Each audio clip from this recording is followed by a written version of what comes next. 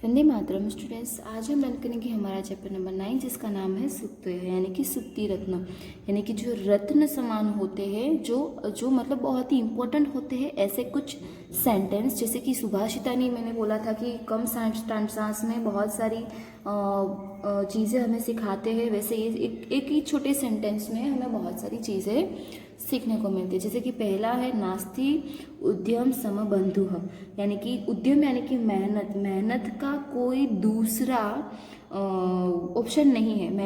मेहनत के जैसा दूसरा कोई भाई नहीं है। यानी कि लाइफ में अगर हमें कुछ अचीव करना है तो हमें पुरुषार्थ करना ही पड़ेगा, मेहनत करनी ही पड़ेगी। हम ऐसा सोचते हैं कि हमें बैठे बैठे सारी अचीवमेंट मिल जाए तो वो पॉसिबल नहीं है। जैसे कि एग्जाम्स में अच्छे मार्क्स लाने होते हैं तो हमें रीडिंग करनी पड़ती है, पढ़ाई करनी पड़ती है, चैप्टर्स लर्न करने होते हैं। इसी तरीके से हम ऐसा नहीं सोचते ना, ऐसा कभी होता भी नहीं है कि लाइक बिना पढ़ाई किए आपको एग्जाम में सब कुछ आ जाए, आप एग्जाम क्लियर कर दो, अच्छे मार्क्स ला दो, तो ऐसा कुछ पॉसिबल होता नहीं है। इसलिए यानी कि मेहनत के जैसा दूसरा कोई भाई नहीं है।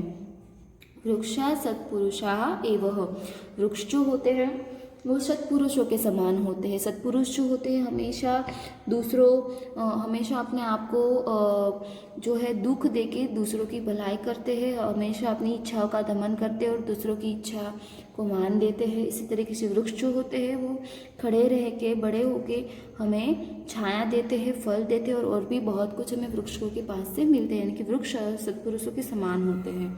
थर्ड है शीलम सर्वत्र वेधनम, यानी कि शीलम यानी कि हमारा कैरेक्टर, अच्छा चारित्र्य ही इंसान का सबसे बड़ा धन होता है। आपका कैरेक्टर अच्छा होना यानी कि आप एक अच्छे इंसान होना। और हम अच्छे इंसान कैसे बनते हैं? हमारे कर्मों से। हमारा कर्म कब अच्छा होता है? जब हमारे विचार अच्छे होते हैं, हमारा मन साफ होता है। ठीक है, तो अच्छा कैरेक्टर, अच्छा चारित्र्य है वो हमारा सबसे बड़ा धन होता है। उसके बाद मातृ देवो भव, तो ये माता जो है वो देव के समान है। उसके बाद सत्यमेव जयते, सत्य हमेशा जीतता है, सत्य की हमेशा विजय होती है। और श्री कृष्ण भगवान जी कहते हैं कि सत्य जो है वो परेशान बहुत होता है लेकिन पराजित नहीं होता। यानी कि जो सच्चे लोग होते हैं उसकी बहुत परीक्षाएं होती है, उसको बहुत मुश्किलें आती है, लेकिन उसको अचीवमेंट भी बहुत मिलती है। क्योंकि उसका जो विचार है वो एकदम सच है, उसके अंदर मन की भावना है वो सच होती है। इसीलिए अहिंसा परमो धर्म, यानी कि अहिंसा परम धर्म है। सबसे बड़ा धर्म जो है वो अहिंसा है, किसी की हिंसा नहीं करनी चाहिए।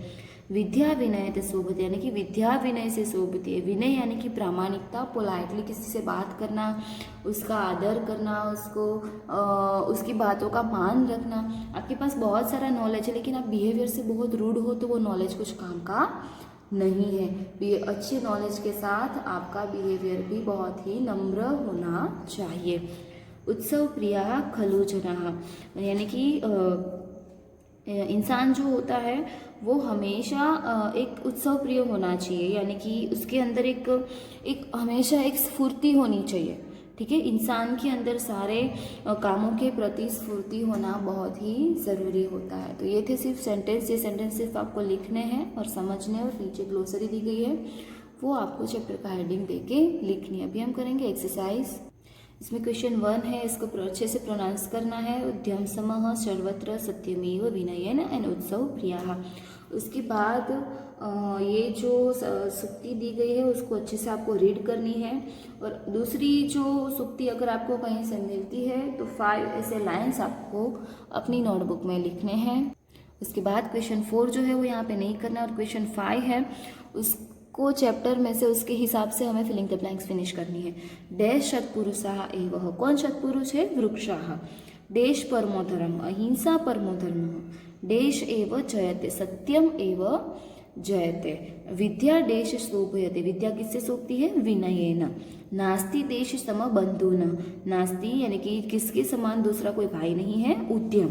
तो यहाँ पे ये एक्सरसाइज इतनी ही करनी है। नोटबुक में आपको क्या लिखना है? तो ये सारी 9-8 जो सेंटेंस है वो लिखने हैं। उसके बाद ग्लोसरी लिखनी है, उसके बाद आपको कुछ लिखना नहीं है। अगर आपके पास ऐसी सारी अगर दूसरी सुक्ति जो मिलती है, आपको कहावतें दूसरी मिलती है, तो आपको 5 जितनी नोटबुक में लिखनी है और टेक्स्ट बुक में ये फिलिंग द ब्लैंक्स फिनिश करनी है। ठीक है, यहाँ पे चैप्टर फिनिश होता है। वंदे मातरम।